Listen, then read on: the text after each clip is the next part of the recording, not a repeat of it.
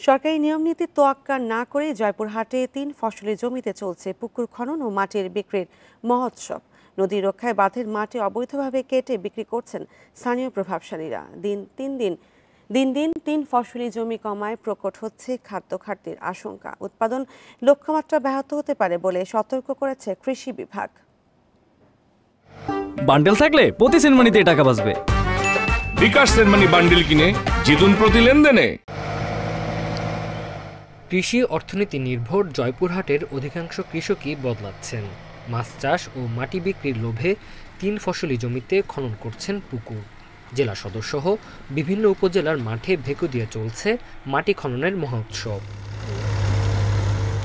শুধু ৩ ফসলি কৃষি জমি নয়, নদীরক্ষা বাঁধের মাটি অবৈধভাবে কেটে বিক্রি করছেন স্থানীয় প্রভাবশালীরা। অবৈধ মাটি খননের ফলে ফসলি জমির ক্ষতির পাশাপাশি হুমকিতে রাস্তাঘাট ও বসতবাড়ি বলে জানান স্থানীয়রা। পুকুর খুঁড়তেছে, এখন মাটি কিভাবে বিক্রি করতেছে সেটা মালিকই ভালো বোঝে। জায়গা নেই বাড়ি ঘর করার, এই জন্য জায়গা পুরে ভরাট করে সে বাড়ি ঘর করতেছে।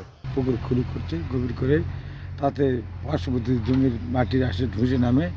২০২১ সালের পরিসংখ্যানে জেলায় ৮১,২৫০ হেক্টর আবাদি জমি কমে দাঁড়িয়েছে ৭৯,০০০ হেক্টরে। এখনই মাটি কাটা বন্ধ না করলে উৎপাদন লক্ষ্যমাত্রা পূরণ সম্ভব হবে না বলে জানিয়েছে জেলা কৃষি কর্মকর্তা।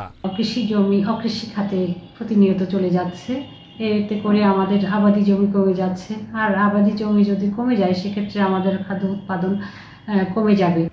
অভিযোগের প্রমাণ পেলে অবৈধভাবে মাটি খননকারীদের বিরুদ্ধে ব্যবস্থা নেওয়ার কথা জানিয়েছেন জেলা প্রশাসক। সমতল ভূমিকে পুকুরে পরিণত করা হয় তাহলে সেই আইন অনুযায়ী আমাদের জেলা প্রশাসনের কাছ থেকে আবেদন নেওয়ার বিধান আছে। আমরা কয়েকটি আবেদন পেয়েছি, যেটা তদন্ত চলমান আছে। একে অনুমোদনবিহীন বা অবৈধভাবে পুকুর খনন করে সেটাও আমাদের যথাযথ আইনের মাধ্যমে ব্যবস্থা গ্রহণ করা হবে। খাদ্য সংকট, পরিবেশ, বসতবাড়ি, রাস্তাঘাট ও ফসলি জমি রক্ষায় প্রভাবশালীদের অবৈধ মাটি খনন বন্ধ করতে আইনের কঠোর বাস্তবায়নের দাবি স্থানীয়দের। Independent news.